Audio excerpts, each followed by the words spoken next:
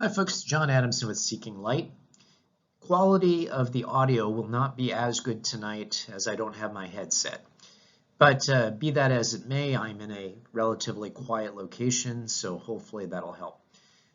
Tonight, we're going over section 2 of my Applied Ethics in Healthcare Medical Mandates. Eventually, this is going to be a 2-hour course, continuing education, to help meet the requirements for ethics training that a lot of healthcare professionals have related to keeping their license.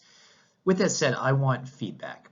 So I'm asking you, as my audience, to give me specific feedback. What do you think about the flow of these presentations?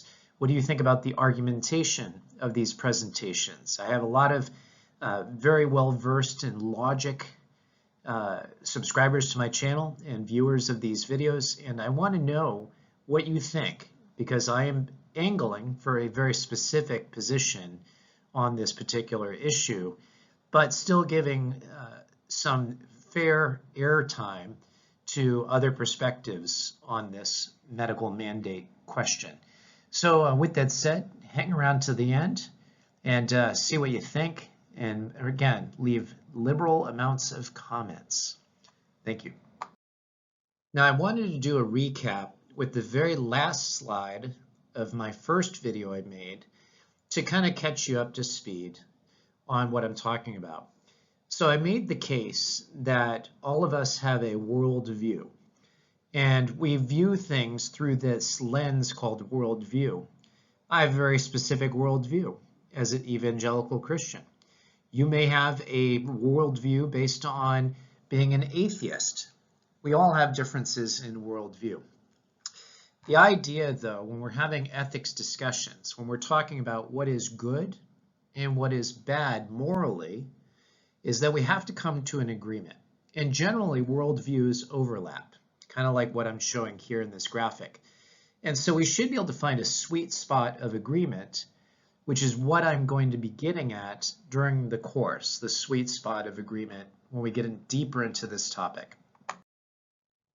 The other thing that we have to say or talk about is the fact that ethics and law are not the same thing. I'm going to define those, but again, looking for a sweet spot.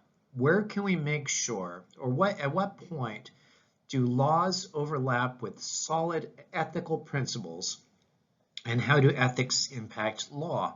I think that's a really important topic. So when we're talking about this sweet spot of agreement, we're going to be looking for ethical principles upon which we can judge laws, whether they are good or bad.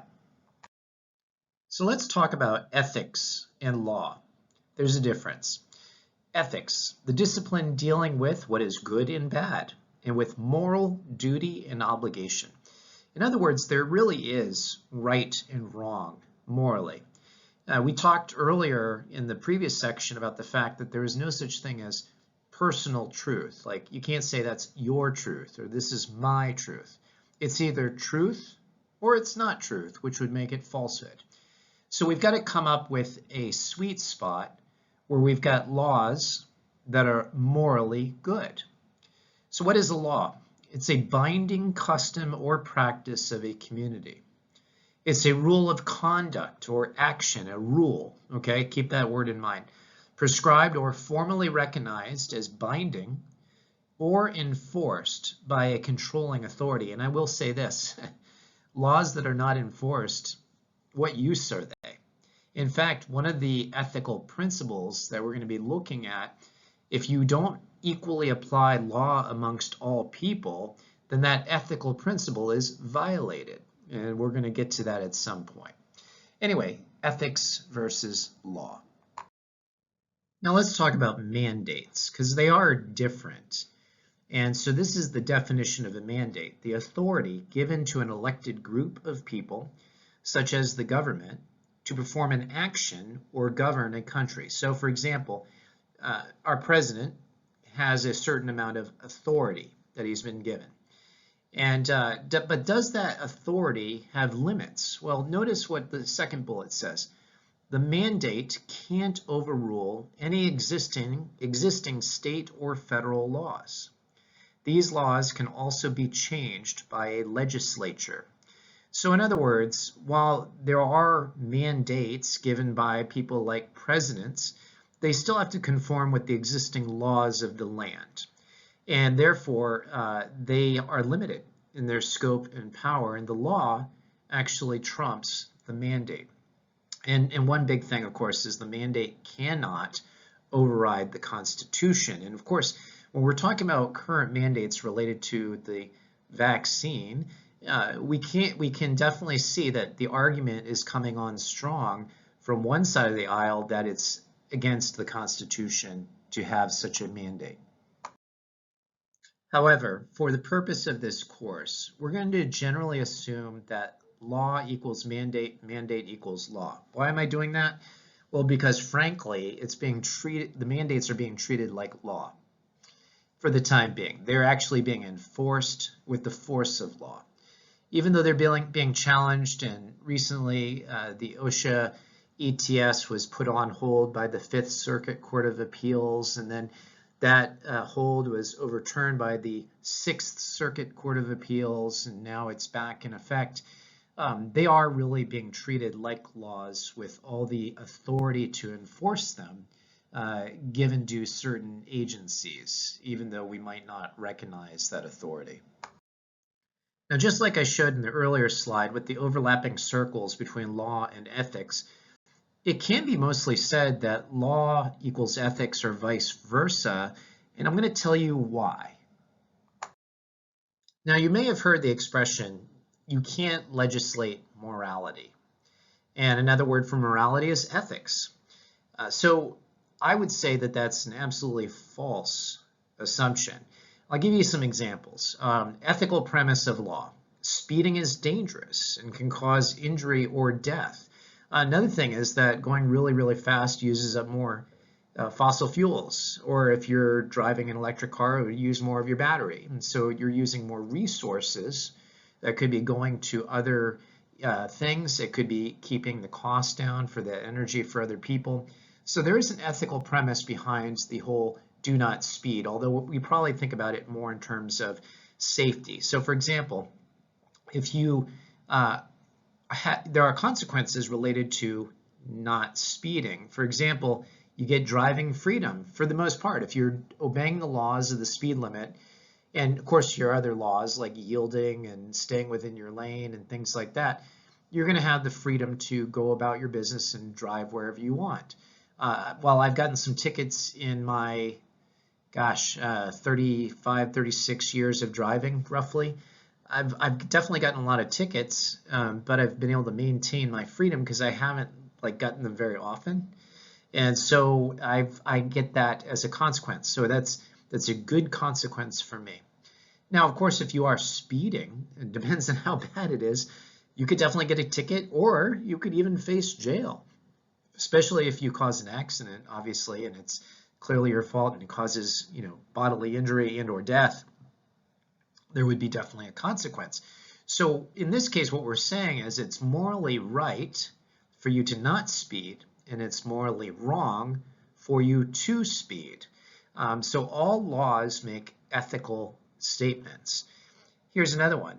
Murder is wrong because it denies a person of their greatest possessions of life, liberty, and the pursuit of happiness. So those possessions that they have.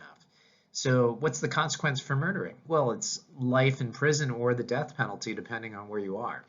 So we are, with every single law, we are making a moral statement. We're saying by putting a law into place that it is good for this law to be in place because, and then we justify it through the use of ethics. This happens all the time with every single law. Now, obviously, there are morally problematic laws. This has happened throughout all history. So, for example, the Jim Crow laws, very morally problematic. What did they do? They made a class of people, blacks, separate and not equal. That's a problem. And as I, as a Christian, recognize that all people, regardless of skin color, are created in the image of God. and we are co-equal before our Creator. So that was a severely problematic set of laws. What about this? Those of you that are in therapy, work as a physical, occupational, or speech therapist, may be very aware of what was called PPS, Prospective Payment System. And in that type of payment system, which was done away with, the more therapy you gave a patient in a Part A setting, the more money you made. And we saw the systematic abuse of that. That's why we got changes. That's why we're in PDPM and PDGM now. So PPS really created a morally problematic dilemma.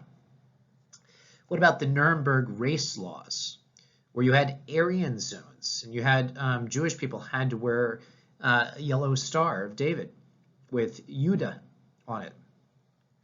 What about the movie Purge? I just use this as an example. So it's fictional, but in the movie, there is a day in which any law can be broken, including murdering people. And so it follows, individuals in the movie that are trying not to get murdered in this movie. So that would be a severely problematic law. And so sometimes the laws are not moral, ethical good. Now, I wanted to provide you with an example where the law protects unethical behavior in healthcare. I don't know if you remember this story. Martin Shkreli, I think that's how you say it, he had purchased Turing Pharmaceutical. What was significant about that? Well, they had a drug named Daraprim. And Daraprim was necessary for treating, and you can see it further down in this, parasite infection, toxoplasmosis, malaria, and for people with compromised immune systems, including AIDS patients, cancer patients, and elderly patients. He took the price from $13.50 a dose to $750 overnight, literally. And so that represented a 5,000% price increase. He was protected by the law to do this, and he made his rounds on the media to try to justify this, but largely everybody, didn't take healthcare professionals, but everybody recognized this to be a completely unethical move by him, no matter what he did to justify it. By the way, he ended up in jail for another reason, breaking for another law, but he wasn't breaking a law here, but he was clearly not ethical. Well, I want to say thank you for watching this segment. So we're going to continue to move through my course. I haven't fully developed it all. So while I'm putting this out the day after my previous video, I am still developing the course, and at some point these sections I'm putting out on my channel will be fewer and far between.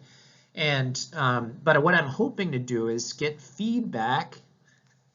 Let me make that clear. I want to get feedback from you to give me ideas about what you think about the flow, the development of reasoning. Is it educational? Do you find it interesting? Blah, blah, blah. You don't like the slide layout? I don't care. Your feedback is welcome. Also, yesterday when I did the other video, I had said that I was going to try to put Venmo in my description.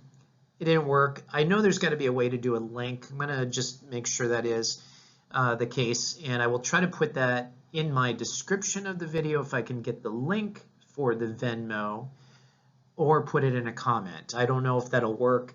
For whatever reason, I don't seem to be able to put a picture of something. I'm just not super tech savvy. So with that said, if you see it there, great. And if you can, a few bucks, thrown my way won't hurt. I, like everybody, am feeling the crunch in this economy.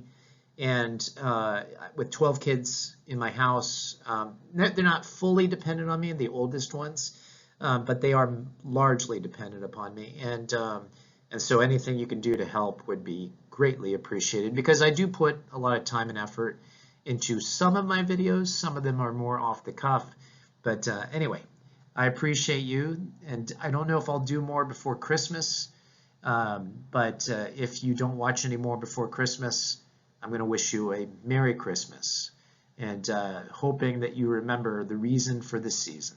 Take care. God bless.